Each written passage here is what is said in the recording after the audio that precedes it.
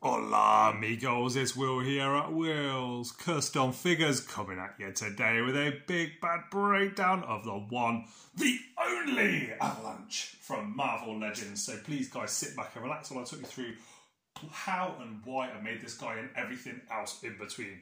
So firstly, let's bring him on. Let's bring on the actual Marvel Legends Avalanche. To me, a big letdown figure. Here he is, guys, in all of his glory. As you can see, he's a little bit shorter. He's got pins, and to me, there is a lot left to the imagination. This does not really capture any kind of aggressive pose or any kind of, I guess, version of that character that I would like in my display.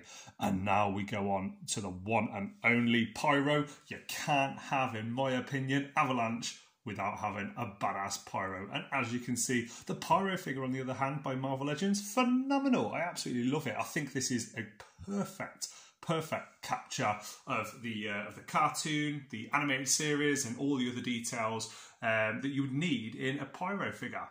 So for me, where did they go wrong with the Avalanche? Well, firstly, it looks a little bit plasticky. It's got these horrible pins on the side. The head, it seems a little bit too big. I know he's wearing a helmet. Now, that is one thing I do know. But at the same time, I don't like the way the helmet sits on there. He doesn't look like he's in any kind of aggressive pose or anything.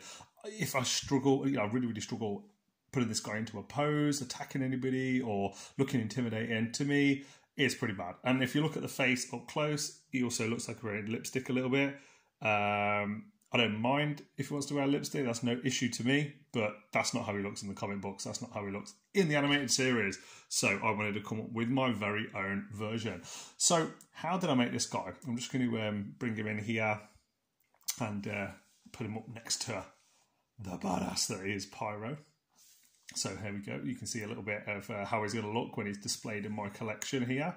A little bit of a glimpse into that. I wanted him to look intimidating. I wanted him to look scary. I know it's probably a little bit bigger than people's mind's eye version of the character, but I don't really care about that. For me, I just wanted him to look like a badass on my shelf. I wanted him to look like he was going to beat someone up and he's coming after the Avengers, or, you know, one of the other awesome characters, Spider-Man, X-Men, those kind of things that, you know, he's rivaled with over the years. And this Pyro figure, look at how evil the face is. It comes with 2 different head sculpts. I've not got the other one to hand, but this is what I want, man. Look at the detail on this. I know it didn't come with a very good flame effect, but this flame effect, I think, was from, is it the Gigasaurus Power Rangers figure? I may be wrong, but if you do want it, as you can see, it's absolutely brilliant. And if you balance him correctly, I'm not going to be able to do it now, you can actually open the fire effect up in half like this. There we go. And you can put it on there and squeeze it shut. Oh, that didn't work.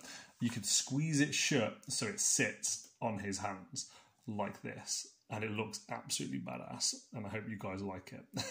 So now I've finished destroying my display, let's get into all the details.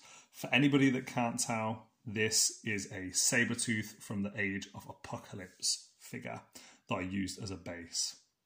I have done a little bit of customizing. There was multiple Sabretooths that I used for the parts.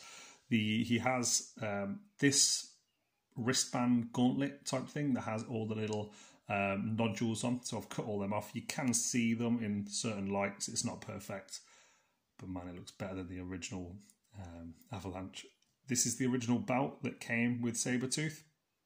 I've used clay to fill in the hole there and to add on some little pockets or just details to the belt as it goes round.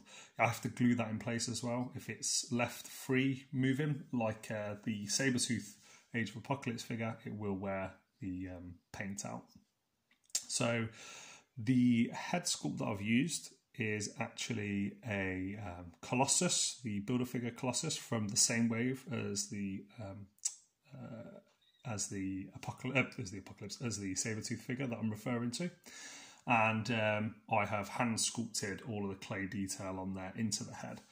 Now, just before I get into any more of the details, I've got to give a big shout out to my friend Stu Burrows for doing these absolutely amazing 3D printed Avalanche effects. He sent them for the previous Avalanche, and they fit on perfectly. I have actually broke the inside peg because they just come on and off. Quite simply, I'll show you how I do that. So just pull, there we go, hands fell off. And how badass is that? Just went straight down, did a circle, and then done these wavy effects all the way around, which looks absolutely brilliant.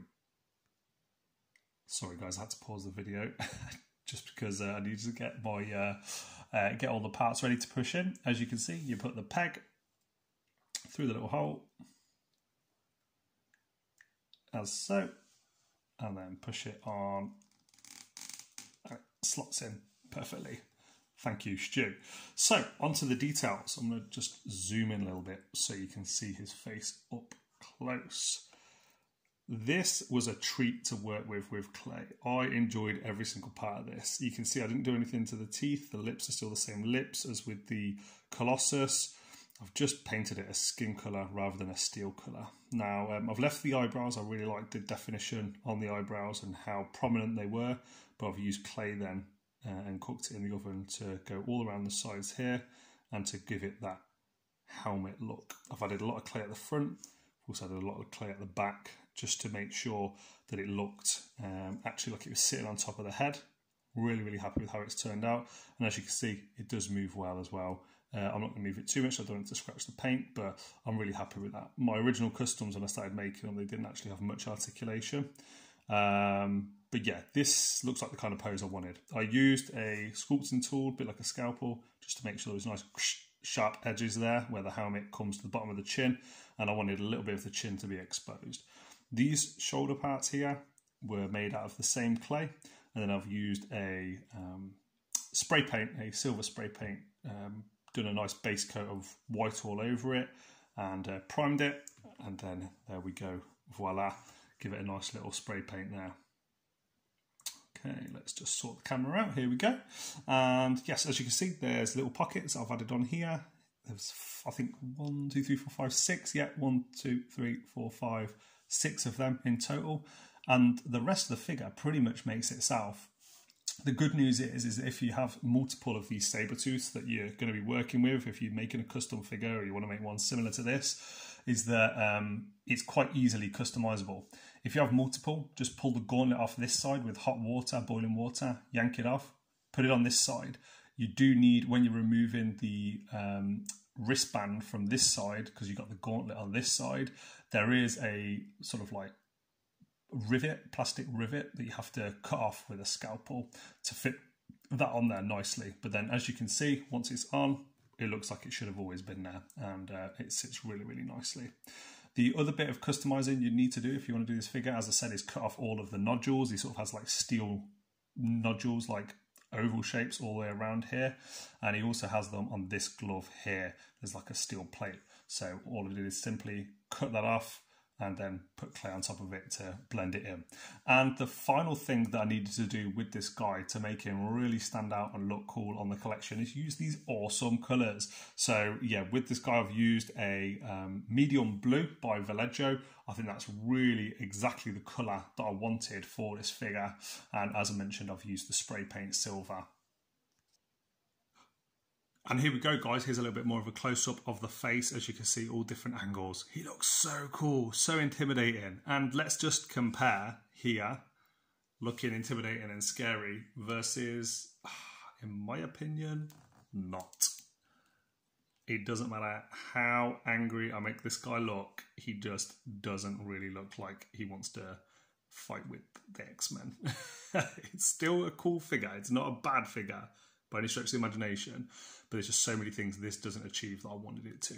So the final tip that I would give you if you're going to be making this figure is to cut a few pieces away from the original Sabretooth figure. Most notably around here, I get a scalpel, I heat the plastic with either a hairdryer or boiling water, and I cut all the way through this line here, and I cut it back quite a bit. I do it both sides. I also do the same thing around here. You need to be able to move this shoulder joint without scratching. As you can see, there's a tiny bit of wear there. But the more you move it, the more it's going to scratch. It's inevitable with any custom figure. but I am happy to go through that painstaking process if there are little wears and tears and scratches. Same as with the torso here. It does move backwards and forwards, which is awesome.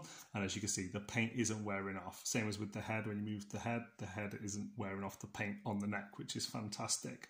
But the only way that I've been able to do that is by being really conscious and cutting away. You can see here I've had to cut away slightly on the belt, 2 sides. There's actually this little like triangle shape, but then if you can see it should be like this, and I've pulled it down to about there. But then I've also not impacted this part of it and only impacted this sort of, it's about a 5mm indent there. Had to do the same thing at the front as well. Don't know if you can see it again, but just to make sure that it's sitting nicely on there.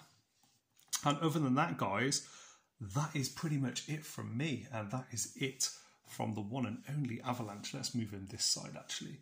And let's bring in his partner in crime, the absolutely evil and sinister Pyro. And here we are with a nice little bit of free cam. Hopefully you like this. As you can see, I've attached Pyro's flame effect. Thank you, Gigasaurus, for that. Very, very happy. And here he is in all of his glory from a few different angles. Thank you if you've made it this far into the video watching. I am sorry the quality is not there, but I just don't like technology very much, and this is as raw a video as you can get, just me doing what I can do, enjoying my Tuesday evening filming this video for you guys. If you've liked this video, please like, comment, subscribe on Facebook, YouTube, and on Instagram. And if you need any advice on how to make your own one, if you want advice on where to pick up parts, if you want me to help you tutorial through it, or if you want me to make you one, please reach out and let me know in the comment section below. Guys, thank you for watching this video. I'll see you guys on the next one.